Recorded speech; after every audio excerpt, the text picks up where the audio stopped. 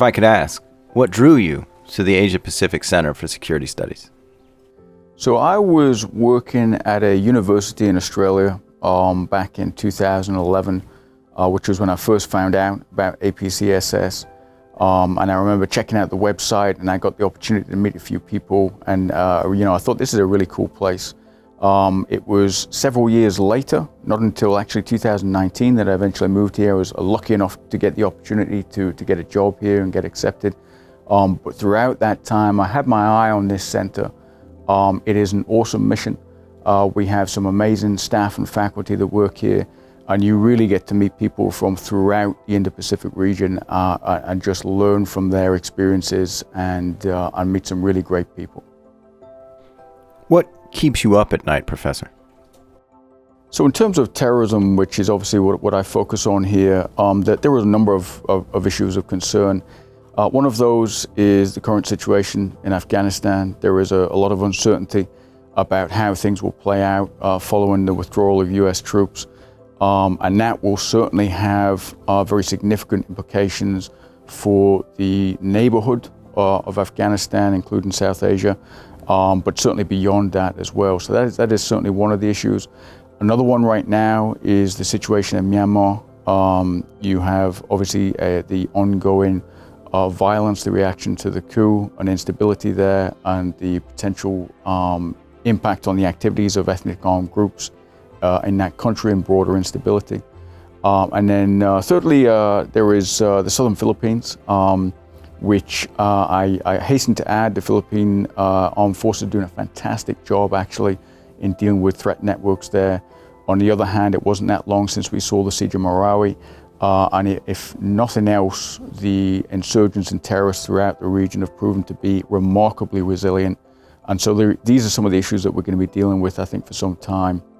I'll quickly add, we also have a lot of uncertainty, for instance, about the fallout from the effects of the pandemic and how that might potentially exacerbate some of these problems in the region. Professor, what is it that you think makes the Indo-Pacific region so special? So I think first and foremost, it's the size and the diversity that we have in this region. We're talking about more than 60% of the world's population. It is, almost endless diversity in terms of the ethnicities, the languages, the people. It really is an incredible region. You could spend your entire life studying it and really only walking away with a fraction of knowledge about the region. So it is just a continual learning process. Many challenges in the region, of course, but loads of inspiring and amazing things that we learn every day from the people who live there. What are the top 3 challenges facing the Indo-Pacific today?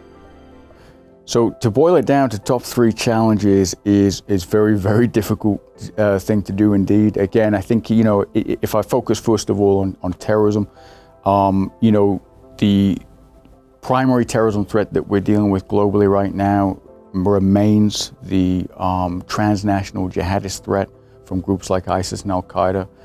They have proven to be remarkably resilient in this region. We will be dealing with them for some time, and they are likely to continue to conduct mass casualty attacks on a fairly consistent basis in parts of our region, especially South Asia, and of course Southeast Asia as well. We shouldn't lose sight of the fact, though, that many of the terrorism and insurgent threats facing the region, at least domestically, are of a different nature. So we have a lot of ethno-nationalist insurgencies.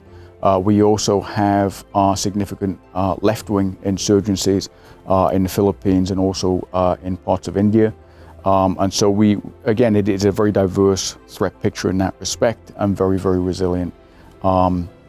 And we've seen this threat kind of be persistent over time, but also kind of flare up sometimes in unexpected ways. I think few people were expecting the attacks in Sri Lanka in 2019, for instance, and almost nobody foresaw the attacks in New Zealand also in 2019.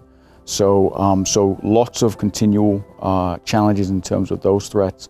And then, of course, we have some bigger, broader issues. And I think this is another exciting aspect of the regions, is that we see convergence of many of these different kind of security-related issues. So we're seeing intensifying competition between the United States and China, and there are all kinds of implications of that, including for terrorism and insurgency.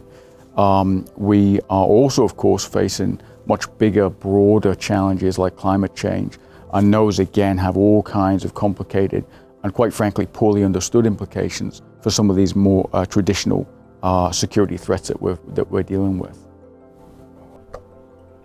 What advice would you give to the up-and-coming generations? So that's a tough one, but I think I would say focus on cooperation versus competition. As I say, this is a vast and incredibly complex, diverse region. It has immense potential economically, politically, socially. And we do see, I think, significant barriers to progress. And some of those are ethno-nationalist in nature, rising populist politics in parts of the region. And those, again, are quite concerning and really can hold the region back from making progress. So I think, again, it's easier said than done, but focus on cooperation, not competition.